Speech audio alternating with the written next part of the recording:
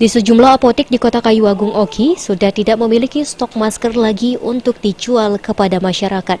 Kelangkaan masker ini sudah dirasakan pihak apotek sejak 1 bulan terakhir. Pihak apotek mengaku bahwa masker sudah dipesan di Palembang, namun sudah tidak ada lagi stok penjualannya.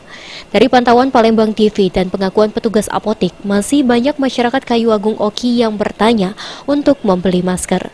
Salah satu petugas apotek Mareta mengaku, untuk masker jenis biasa, sudah 1 bulan terakhir sudah tidak ada stoknya, terkhusus jenis masker yang biasa. Pihak apotek sendiri biasa membeli stok dari Palembang, namun hingga saat ini stok masih kosong di Palembang. Sebelum menghilang dari pasaran sejak 1 bulan terakhir, harga masker biasa dijual Rp2.000 hingga Rp3.000 per lembarnya.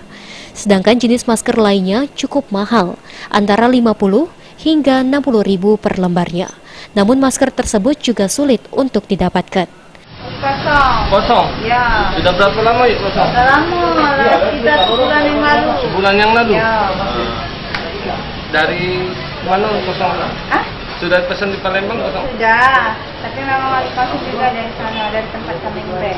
Jenis masker apa yang kosong? Sensi pernah kami ngepek kosong. Ahmad Romawi, PAL TV.